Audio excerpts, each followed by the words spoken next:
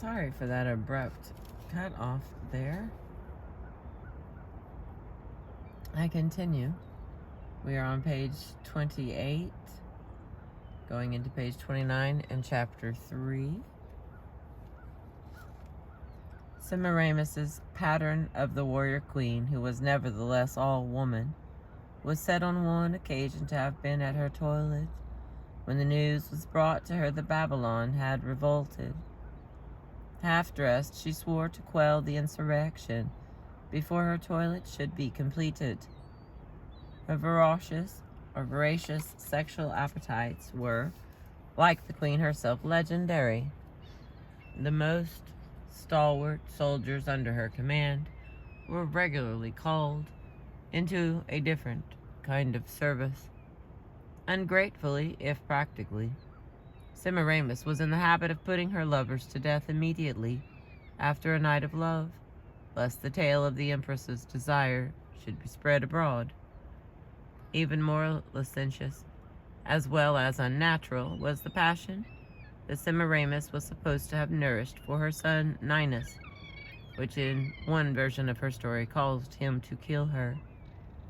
At least on her death, Semiramis was supposed to have turned into a dove, or better still, to have been worshipped as a goddess. It was this identification with mysterious and seductive goddesses of the East, such as Astarte or Ishtar, who first prowled along the edges of the classical world and then invaded it, which was probably most important in preserving her story. In this manner, it was thrillingly carried away from the small patch of historical ground in which it had originally been rooted. As for the mother-son relationship, Voltaire employed that in his play Semiramis, first performed in 1748, and used by Rossini as the basis for the opera Semiramide. In so doing, Voltaire gave the relationship a gloss, which made it at once more tragic and more innocent. Once Semiramis had, and here's apparently what Voltaire wrote, once Semiramis had led her army and her people captive, and in spite of time with more than magic art, chained down the minds of men, the universe, astonished, stood and trembled at her feet. Insane there. Now Semiramis is doomed by her love for Arsaces, and known to her he is her own son, because love itself, not incest, will something of her ability to command her people and her army. Nevertheless, it is difficult to believe that when Voltaire dubbed Catherine the Great his Semiramis of the North, he had in mind the possibility of such an agonizing maternal dilemma on her part.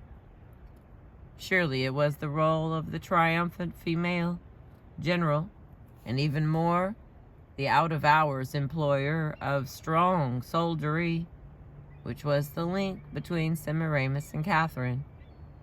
Voltaire's Semiramis was the lascivious one described by Diodorus Siculus in the 1st century BC. What knight in her eye was the most goodly and personal man, him she would covertly choose out from all her army of people and disport her with him after her appetite. Herodotus had more admiration for the bold Tomyrias, queen of the nomadic Massagetae, living in what is now eastern Iran, than he had for Semiramis. It was to Thamyris, as queen and general of the army, that Herodotus ascribed the death of Cyrus the Great, king of the Medes and Persians, in 529 BC, preferring the account which makes a woman the agent of his fall to all the others. The point has been made that in half the total mentions of women by Herodotus, they are shown as actors who themselves determine the outcome of events. Thamyris was a widow, left to rule the Massachetae after her husband's death, and Cyrus' first effort to take over her territories was couched in an offering of marriage. Thamyris declined this, for the queen was well aware that he was wooing her, not herself, but her dominions. What was more, Thamyris then urged Cyrus to leave the Massachetae in peace, as she watched the bridges being built, which would enable Cyrus' armies to cross the river Araxes, and began his assault against her people. She sent him a message urging him to desist, containing the not unreasonable plea: rule your own people, and try to bear the sight of me ruling mine. Unfortunately, as Thamyris herself admitted, peace could scarcely be the aim of the all-powerful Persian king. He, who had within 20 years founded an empire based on conquest from the Aegean Sea to the Indus River. So Thamyris' next suggestion was that Cyrus should abandon this bridge building and a meeting should be set up. Either the Massachetae would retreat 3 days' march from the river and would cross, or Cyrus would retreat and the Massachetae would make the crossing. According to Herodotus, Cyrus seriously considered this proposal, and at a meeting of his chief officers, it met with almost universal approval. The exception was Croesus, the light Lydian, whose arguments ended tellingly, invoking the specter of the shame syndrome. And apart from what I have already said, it would surely be an intolerable disgrace for you, Cyrus, son of Cambyses, to give ground before a woman. So Croesus advocated crossing the river and getting the better of the Massachetae by a Glencoe-like strategy involving a banquet. In the event, the Persians would have done better to listen to the reasonable Thamyris than to the tricky Croesus. The latter strategy led successfully, in the first instance, to the slaughter of a number of Massachetae sated by the banquet, and the capture of Thamyris' son, Spargapeses. This time, the message sent back to Cyrus by Thamyris was as follows: glutton as you are for blood, you have no cause to be proud of this day's work, which has no smack of soldierly courage. She continued grimly, give me back my son, and get out of my country with your forces intact, and be content with your triumph over a third part of the Massachetae. If you refuse, I swear by the sun, our master, to give you more blood than you can drink, for all your gluttony. Thamyris saw to it that her vow was horribly fulfilled. the nomadic queen swept down upon the Persians, and after a bloody battle, which I judge to have been more violent than any other fought between foreign nations, wrote Herodotus, the Massagetae succeeded in slaughtering the Persians, including Cyrus himself.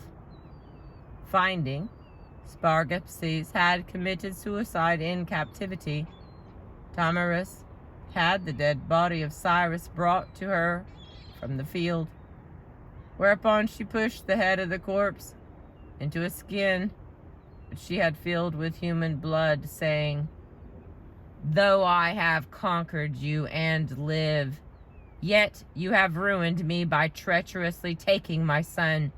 See now, I fulfill my threat. You have your fill of blood." Yet for all Thamyris' courage and bloodthirstiness, in a measure at least justified, it is evident that her reputation survives merely as a footnote to that of Cyrus. Boccaccio, for example,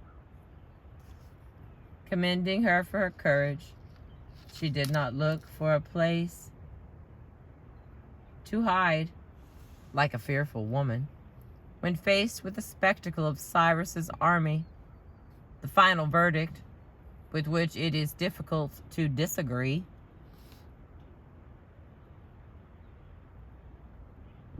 She was, again, my word is lost there. She was something F.A. in proportion to the power of Cyrus.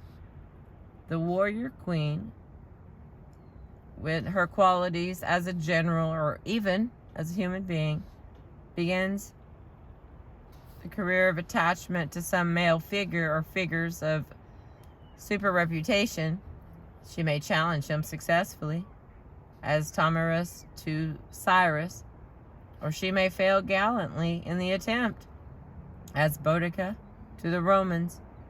But she begins to be defined, unlike the war goddesses, by the connection, a refinement of the appendage syndrome, not in familiarity, but in historical terms. 50 years after the death of Cyrus the Great, another brave queen accompanied another Persian king, Xerxes, to war against the Greeks, and although defeated at his side in the battle of emerged from the contest with her reputation enhanced. It is this that sometimes of Herodotus' partiality for Artemisia, queen regent of Halicarnassus, may be due to the fact that she was the local heroine, Herodotus himself springing from the same rocky promontory on the South Aegean shore, now the site of Bodrum in modern Turkey. Herodotus was born in 484 BC. That is to say, he was only 4 years old at the time of the Battle of Salamis. As a boy, he listened to the tales of the men who had sailed with the famous Artemisia. As a result, Herodotus' anecdotal portrait of the queen has a vividness and a plausibility beyond mere local patriotism. There's like a lot of words in these sentences, and there are a lot of words in this book. Thank you for bearing with me as I try carefully to pronounce them all at 7 o'clock in the morning with only a fraction of a cup of coffee. Thank you for being with me. I appreciate you. And we continue here on page 32. He began by admitting that it was a most strange and interesting thing that Artemisia, a woman, should have taken part in the campaign against Greece. But he then went on to emphasize that it was not a mere fluke of inheritance that brought Artemisia to command. Of Cretan blood from her mother, Artemisia assumed power on the death of her Halicarnassian father, Lycidamas. At first sight, this is an example of warrior queen as appendage, following the failure of the male line. But there was in fact a male heir available in the shape of Artemisia's grown-up son. So Artemisia's dashing expedition was due to her own force of character, or as Herodotus put it, her own spirit of adventure and her manly courage were her only incentives. Furthermore, Artemisia showed herself from the start of Xerxes' fatal naval campaign against the Greeks, prudent as well as adventurous. It was Artemisia, alone of Xerxes' commanders, who suggested that the Persian king should learn the lesson of his recent defeat at the hands of the Greeks at Ioba, and not challenge the Greek naval power by putting to sea. Her advice was couched in patently modest terms. The Greeks are as far superior to us in these matters as men are to women. Although she had begun by stating that it was her own courage and achievements at Ebola that they were surpassed by none, which gave her the right to speak so boldly. She pointed out that if Xerxes rushed into another naval action, the ruin of his fleet might involve the ruin of his army as well. Artemisia's intervention was heard with bated breath by the other members of Xerxes' council. Her friends feared she had ruined herself. The jealous hoped that her sway over Xerxes would now be diminished. In the event Xerxes disregarded Artemisia's advice, he decided that the failure at Ioba had been due to his own absence, which had enabled his men to shirk their duty. But his high opinion of her perspicacity was at the same time confirmed. Oh my Lord, there's another one of those words I don't know. And her perspective. But his high opinion of her perspective was at the same time confirmed. What was more, Artemisia's conduct at Salamis, compared to that of Xerxes' male commanders, called forth the celebrated lament. My men have turned into women, my women into men. It is the cry, an essential part of the shame syndrome, which will be heard again and again in the history of the warrior queen, down to the 20th century, when Mrs. Gandhi was described as the only man in the cabinet of old women. During her first year in office, the Labour politician George Brown called Miss Thatcher the best man in the Tory party. Artemisia's escape from the scene of the naval engagement showed a special bravado. According to Herodotus, it was Menenius who was on board. He would never have abandoned the chase until he had either taken her or been taken himself, for the Athenians resented the fact that a woman should appear in arms against them, and the ship's captains had received special orders about her, with the offer of a reward of 10,000 drachma for anyone who captured her alive.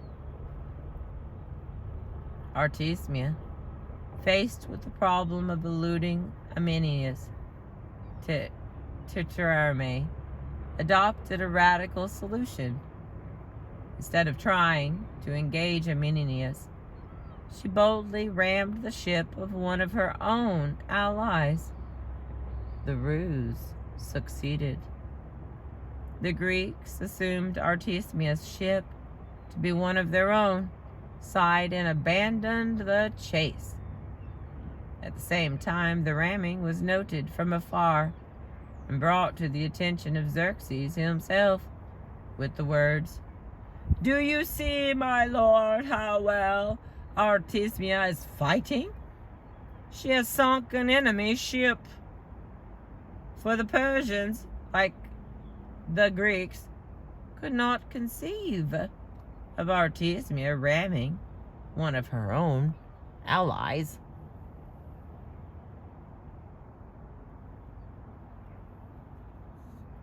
Artemisia rounded off the campaign, successful at least from the point of view of her own prestige, by giving Xerxes another sage piece of advice.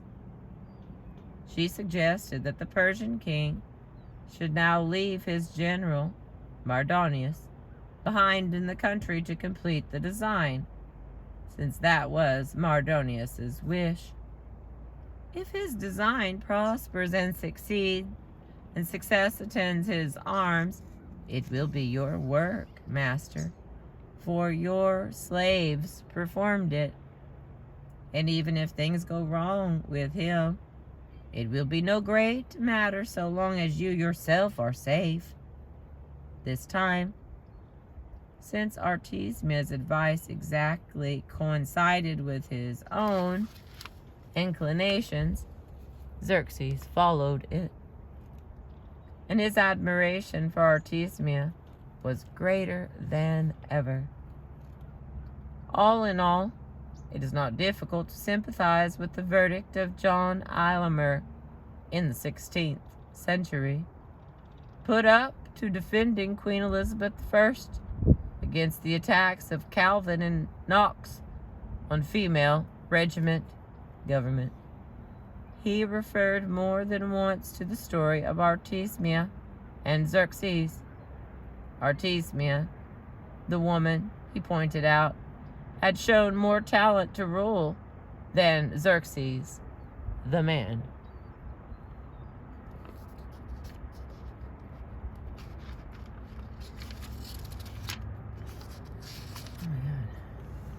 The trouble with this perception of the warrior queen as one whose behavior, and indeed whose whole career, served as an implicit chastisement of the opposite sex, was that it existed entirely in the moral sphere of the narrator.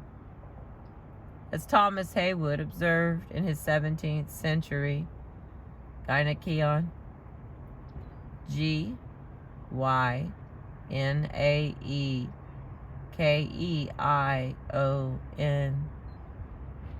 Although the sentiment was universal from the time of the Greeks onward, I know not better how to express the boldness of women than by shewing you the fear of men.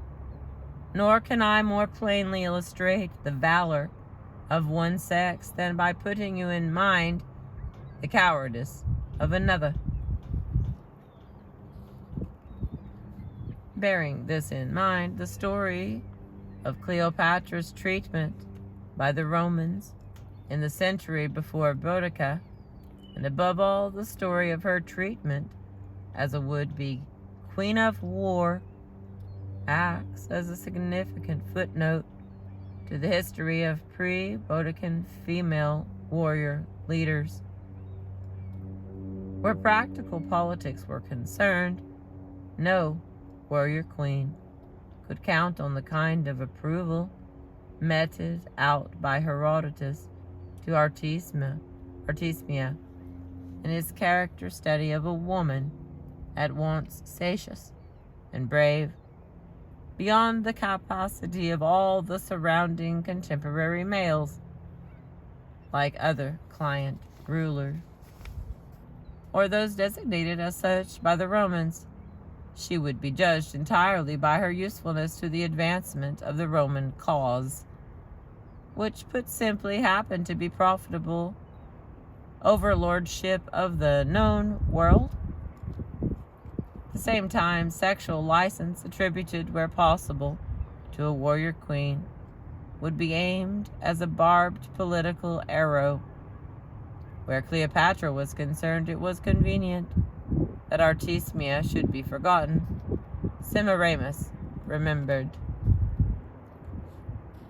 Cleopatra VII, as she would become, was born in late 70 or early 69 BC, one of 6 children of Ptolemy the 12th, Auletes. The word means the piper. Of these 6, there were 2 girls older than Cleopatra, Cleopatra VI, Tryphenia, and Bernice the 4th. After Cleopatra came a 4th daughter, Arsinoe, and then 2 sons by Aloysius' second wife, Ptolemy the 13th and Ptolemy 14th, born in 61 and 59 BC, respectively. There is some doubt about the identity of Cleopatra's mother, but Aloysius' first wife, Cleopatra V, Tryphania, mother of her 2 elder sisters, is the most likely choice. It is, of course, important to realize that Cleopatra came from a line of Hellenistic queens, something which should not be obscured by the exceptional fame with which literature has endowed her. Equally important is the truth about Cleopatra's blood and upbringing. Shakespeare's Serpent of the Old Nile was, in fact, to all intents and purposes, a Greek. She had Macedonian, Persian, and Syrian blood, as well as Greek. But her language was Greek. She had no Egyptian blood. Although as an intelligent, well-educated woman, she may possibly have spoken Egyptian. Cleopatra's Greek upbringing meant that she had been raised up in the knowledge of the great Hellenistic monarchies which had existed in the past, but she was also aware that these were now mere insubstantial memories, as Egypt had passed under Roman tutelage during the previous century.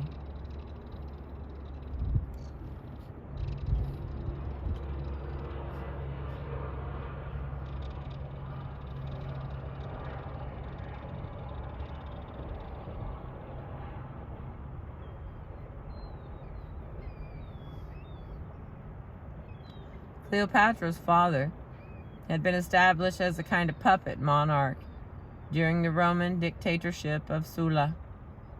As a child, Cleopatra might have known of the typically humiliating incident in which her own father was received by Cato, as a course of laxatives were being administered to him.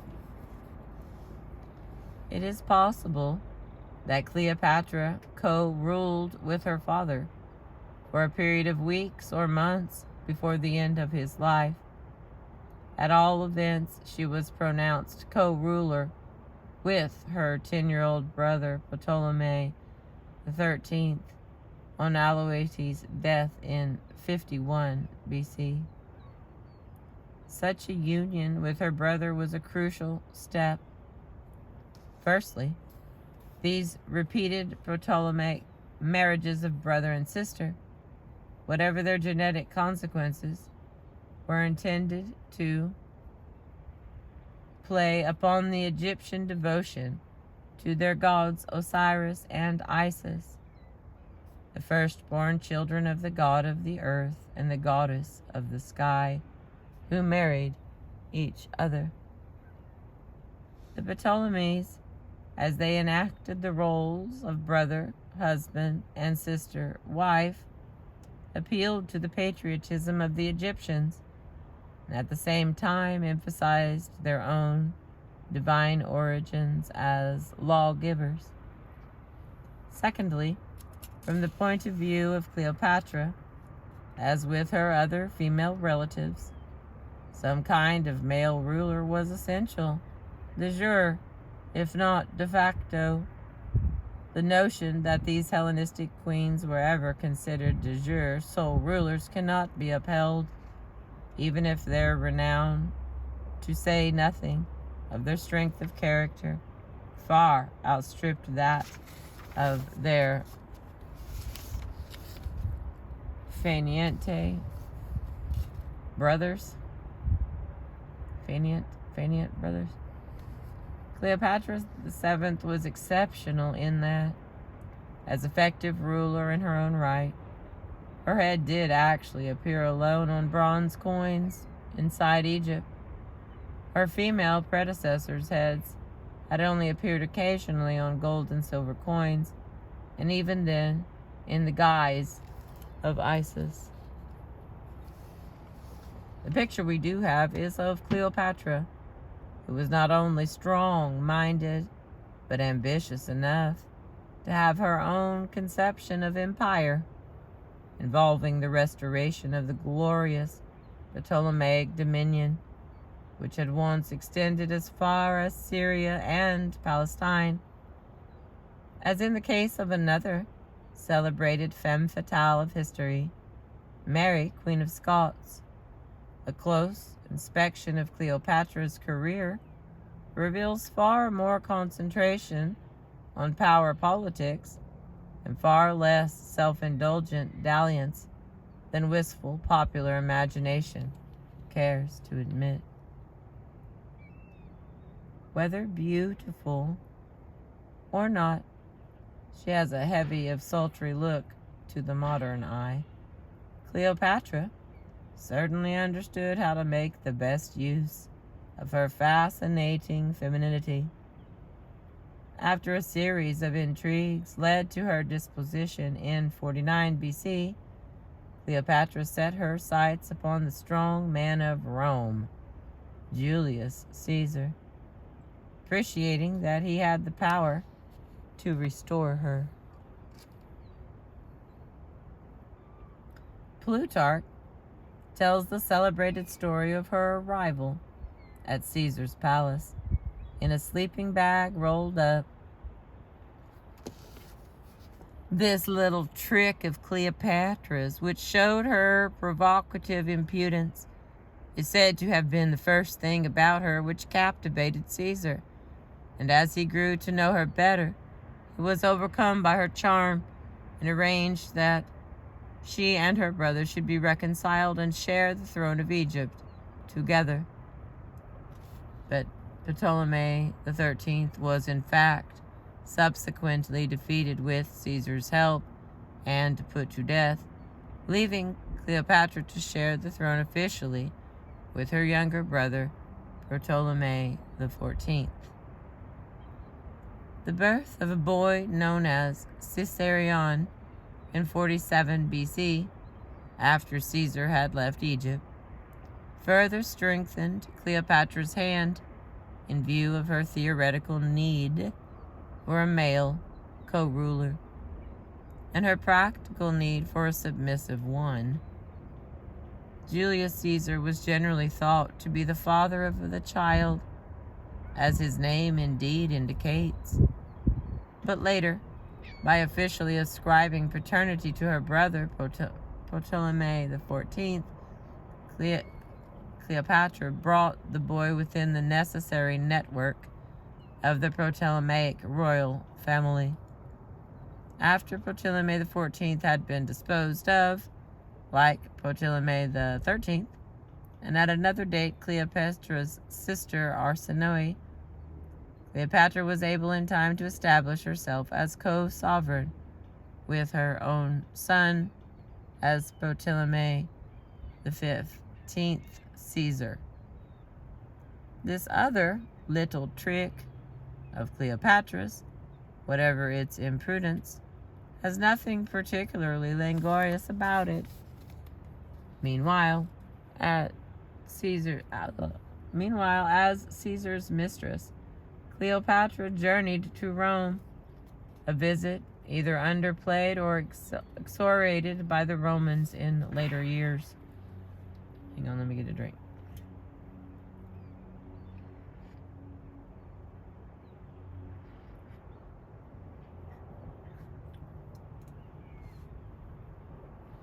Cicero's description of her sojourn in Rome belonged to the latter category. "I detest Cleopatra," he wrote, "and the insolence of the queen. When she was in her villa across the river, i.e. the Tiber, I cannot mention without great indignation. It was a taste of what was to come. At the time, Cleopatra was saluted by Caesar with a golden statue of herself in the temple of Venus Gentrix, the publicly proclaimed ancestress of Caesar's own Julian family. She was still living there in 44 BC, when Caesar's assassination put an end to her political hopes from that direction. The rise of Mark Antony after the defeat of Caesar's assassins at Philippi in 42 BC presented Cleopatra with another opportunity to exert her wiles in the interest of gratifying her territorial ambitions. She arrived to greet him in Tarsus, in Asia Minor, by barge up the river Cydnus, a scene originally described by Plutarch that lives forever at the pen of Shakespeare. Outwardly, Cleopatra appeared more as a goddess than as a potential mistress. Plutarch wrote, "The word spread on every side that Aphrodite had come to revel with the Dionysus for the happiness of Asia." For Cleopatra herself, although Aphrodite was held in certain circles to be a mother goddess, which was useful.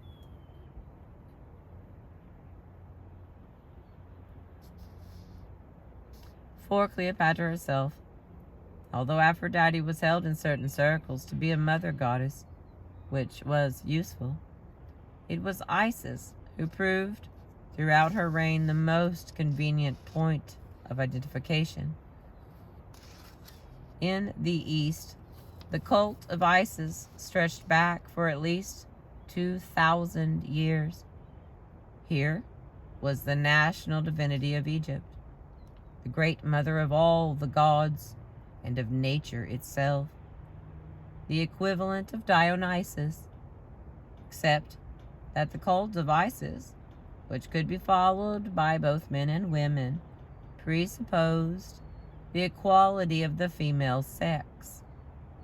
Only one Ptolemaic creed connected with the cult has come down to us, but it is remarkable, one from the point of view of a punitive warrior queen. I am Isis, the minstrel. I am Isis, the mistress of every land. I gave and ordained laws for men, which no one is able to change. I am she that rises in the Dogster, she who is called goddess by women. I made men strong. I am the queen of war.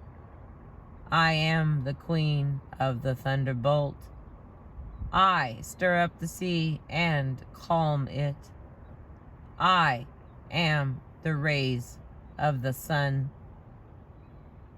At one point, not only did Cleopatra project herself as the new Isis, but she projected her lover, Antony, as the new Osiris, not an agreeable concept to Antony's political enemies at Rome.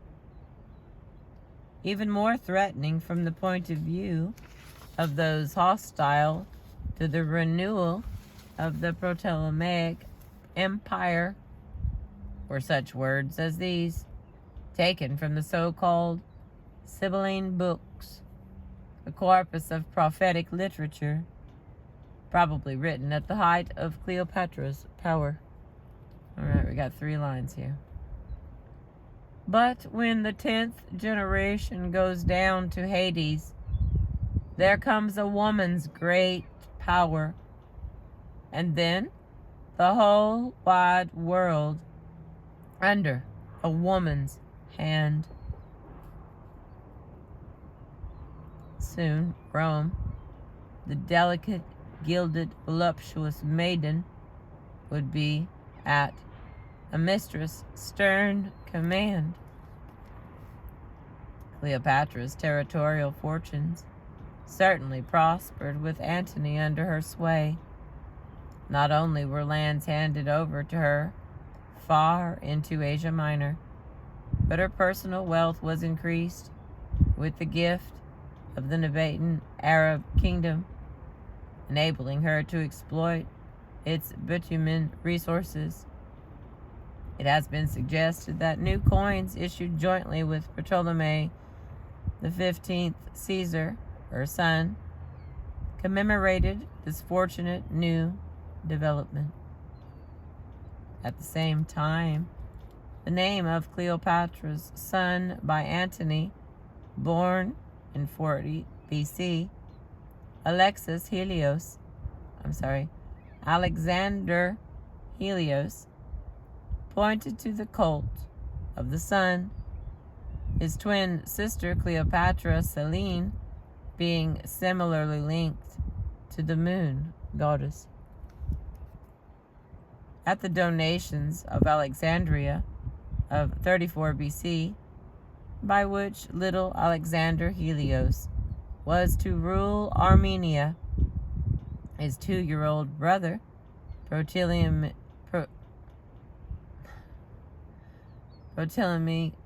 Philadelphus, the lands to the west, and his sister Cleopatra Selene Cyrene, all the children were dressed in suitable national garb. Alexander in the traditional high royal cap of the ancient Persian monarchs. When Antony visited Athens, it was the statue of Cleopatra, dressed in the robes of Isis, which the Greeks erected on the Acropolis.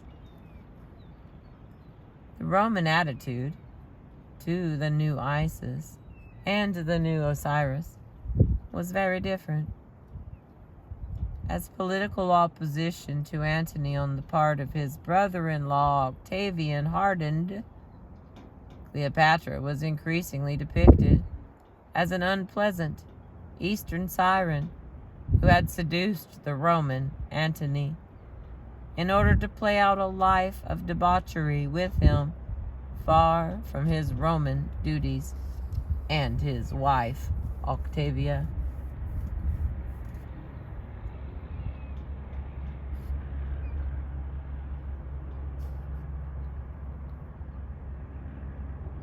Octavian proclaimed to the Roman people, on the basis of Antony's will, which he seized from the temple of the Vestal Virgins, not only that Antony had given away Roman possessions to Cleopatra, but also that he intended to found a new dynasty with her, based on Alexandria not Rome. It was thus the destiny of Octavian, the future Caesar Augustus, to contain her as swiftly as the hawk follows the feeble dove, wrote Roman Horace, with an air of satisfaction not lacking in vindictiveness for all the trouble Cleopatra had caused. So he sailed forth to bind his fatal progeny in chains. How different, how very different, at least in the popular imagination, was the sensuous and commanding Cleopatra from modest Octavia at home, Antony's lawful Roman wife. Octavia's admirable disposition encouraged her to plead for mercy where possible.